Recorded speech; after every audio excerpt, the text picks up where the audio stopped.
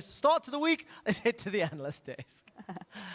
Thank you so much, Trevor. And Mitch, we're also happy you're on this side of things. But these guys, these guys are on the absolute winning side of week 1.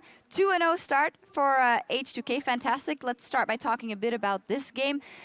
Tell me about the draft. We saw a double tier comp coming out, you know, scaling from OG. That Rise was in the 2nd rotation. How did that influence, if at all, your plans, probably? It definitely made for a lot more aggression from our side. Normally, when I talk about the game, it's always like we should approach this in, you know, a 100% way. But during this, like even Ryu said it in Champ Select was like, we need to play fast. And I was like, yeah, we play fast, guys. Do your thing. And, you know, I think they did it pretty well, actually. Well, Jankos, you always play fast. You get a lot of first bloods. We know that. How has it been transitioning onto this team? And do you think you can put the pressure down where you want to? It seems like you're the same old Jankos in terms of playstyle, and it kind of just gels perfectly with these players. I mean, to be fair, it's hard to judge because I think overall, like in old Rocket, we had the best synergy with Wander, and now he's still playing with me. Yeah. So then I have like super good players in my team, so it's super easy to actually get synergy with them. So I don't really think it's hard to win games with them. They are so good. Looks like it. How's it been for you, probably? Because obviously you pick up Vander and Jankos, I assume because, again, they have synergy together, and then add Forgiven. So as a coach now, with all these roster changes coming, has it been easy enough for you, or has it been difficult? No, it's definitely been really hard because I had to find out where everyone is in terms of like game knowledge.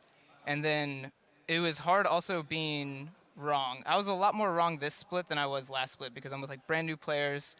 And normally when I look at bot lane, like I have an idea.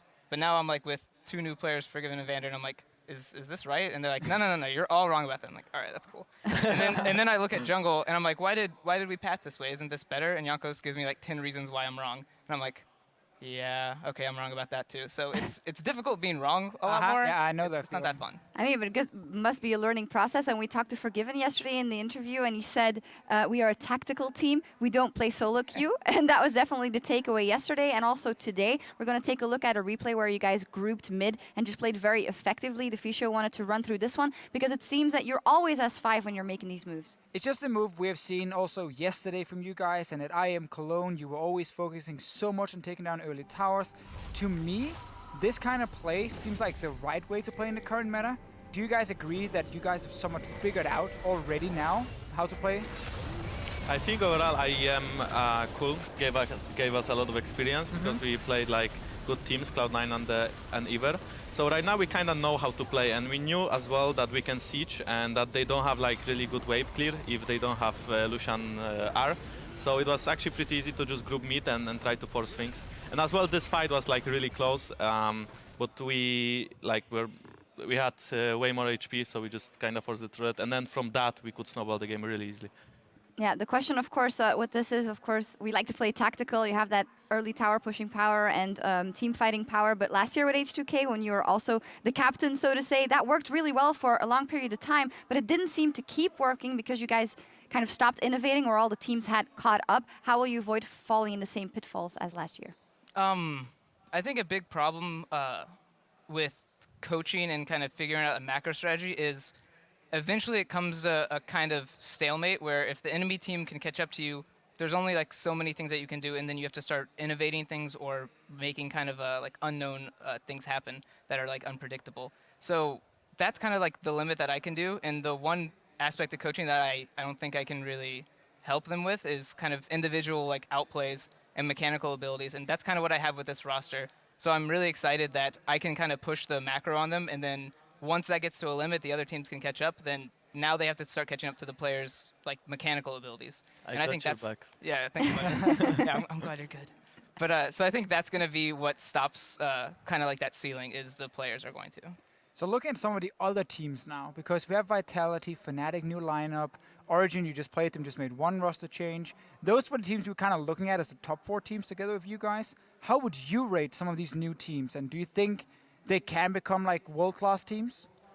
After yesterday, I thought Fnatic is going to be good, like so good again, and today they lost against Vitality. They lost to Rocket, so what, you know?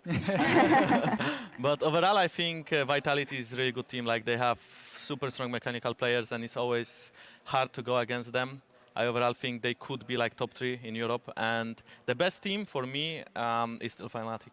I think the roster changes that they made, the lack of Yellow Star is the biggest one, I think, and obviously Huni. But overall, I think they still will be really good. I mean, I know they just have the same coach, and then Reckless and Fabian are still there, the stars of the team, kinda. And then who is the third team? We are the third team, let's say, and then fourth team. There's one more good team, right? OG. Yeah. OG Just is played. Already forgot. I mean, they didn't do any roster changes except for like Power of Evil. So I know that they did not practice that much this week because they have some issues with the internet provider. So I think if they get into like practicing more and figuring out like picks and Baron phase a little bit better, I think they will be a really good team. All right. Excused by the internet issues. I mean, we've heard all kinds of excuses. Nah, You guys no, go that's a 0-2 valid next point. week? Nah. Yeah. We had internet issues. Okay, no, it's a valid Good. point at least. Only week 1, but 2-0 start is of course fantastic. Congratulations, gentlemen. Thanks. All right. It's better than last time. Well, there's one match left to play out in Europe this week, and when we return, we'll see who steps up between G2 Esports and Roccat. Stay with us.